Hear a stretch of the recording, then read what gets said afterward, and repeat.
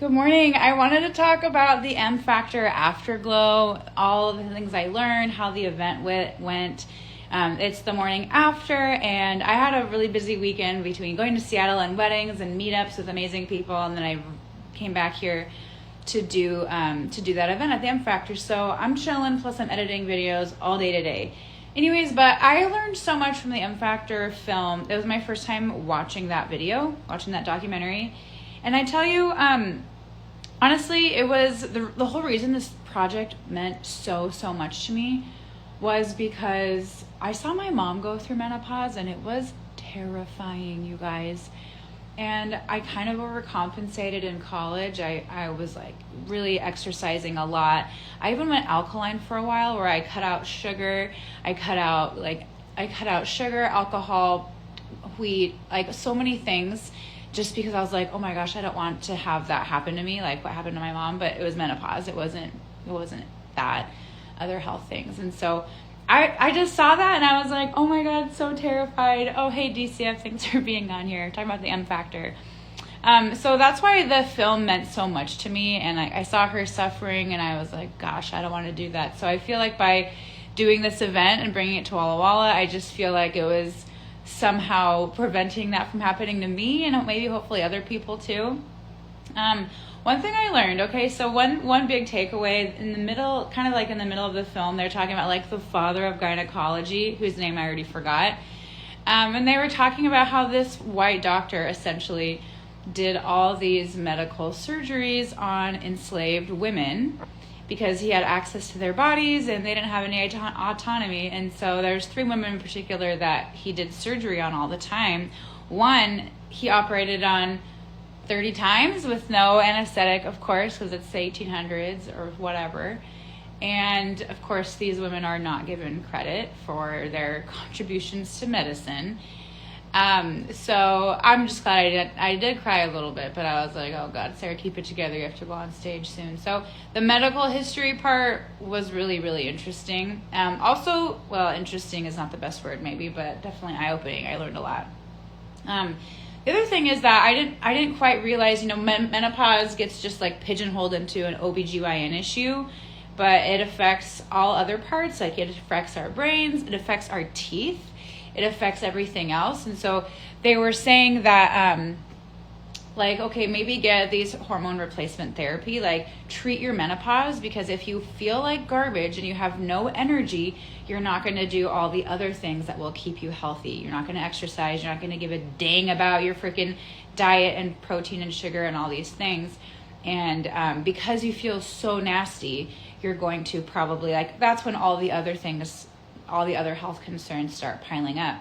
And they were saying that, when you're someone like me who hasn't had menopause yet and you have your cycle still, and your estrogen levels can be, and don't quote me because I'm not a doctor, but I'm pretty sure from the movie she said your estrogen levels can be like 500, and then when you go through menopause it's like 20. So imagine you're used to drinking like 5 cups of coffee a day, and then you go to 0. And so it doesn't have to be back up to that 500 level, but with hormone replacement therapy they can get it back up there.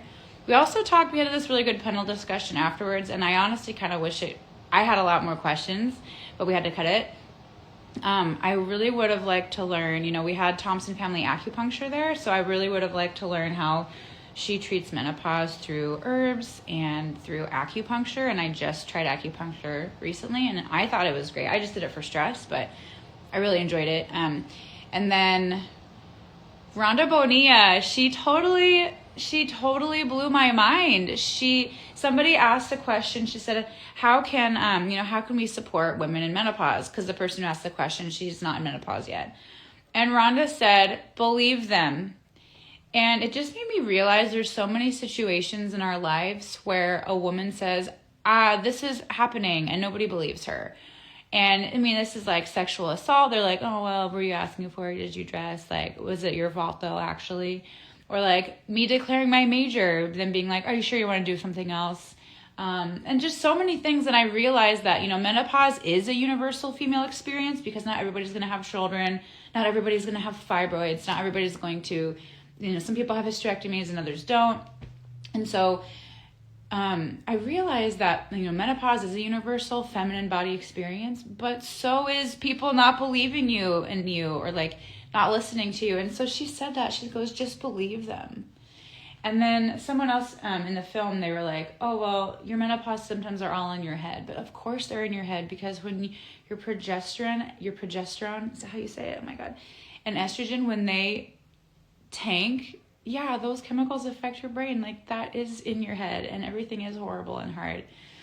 I learned that when you go through menopause, you're very likely to like lose a tooth soon after. And I didn't realize that.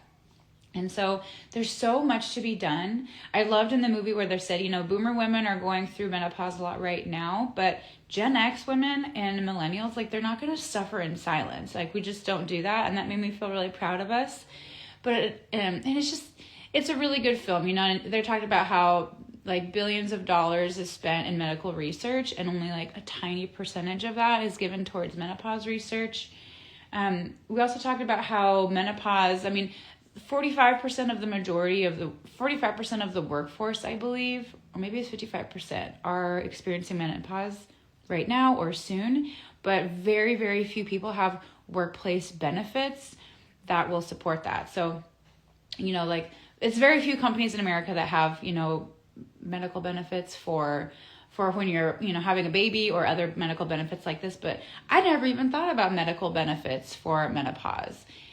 So it really got some good conversations going. And I tell you, like, before the event, during the panel, and after, there were so many connections being made, so many conversations started.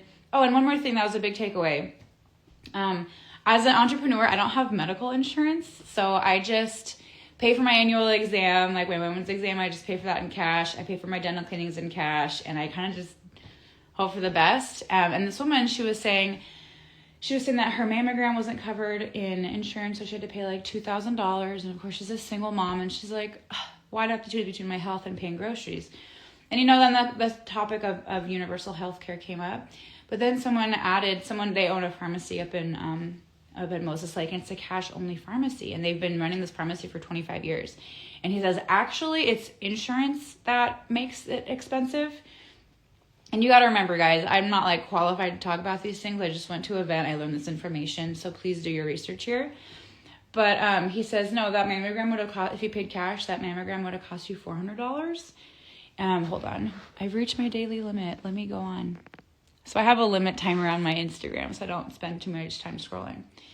And so that made me feel really good. So what they did is they talked about something called a health share situation that I have to do more research on. But basically, it's like, get a health savings account. That's one thing. And then look into this health share that is not quite insurance, but it covers like extreme things. How do you call it? Casualties. Like, no, not casualties.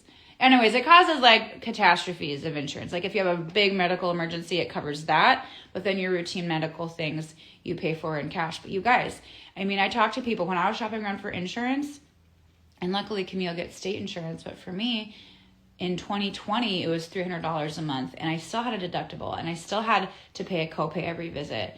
And I did the math, and it was actually more expensive to have insurance, right? And so I know I'm getting older. I am really healthy, but yeah, soon I'll need mammograms. And like, I know with age, as I age, there's going to be more and more health challenges. And I do need to have a plan about that, but I definitely need to look into that. And it was really good to have that validation of like, yeah, insurance is crazy. And there's another way to do it. So I need to look into that. So I would really recommend, check out the M Factor. You can go follow them at the M Factor Film, and I'll put it in the description when I share this. The M Factor Film, there's a book that goes along with it. It's in the car. There's a book called How to Menopause, and it's white, and it has pink and red letters on it, and they have extra copies at Book and Game downtown. If you want to be local and support local, you can go downtown and grab one. So there's a lot of information to have. I was just really honored to do this event. So if you have questions about this, we're only doing the one screening. So, but you can host your own private screening, by the way. So if you want to host your own private screening of this film with your book club or any group of women or any group of people, then, reach out or even just go to the mfactorfilm.com or .org or something, and you can host a screening from there. But if you have questions, I'm happy to drop them here.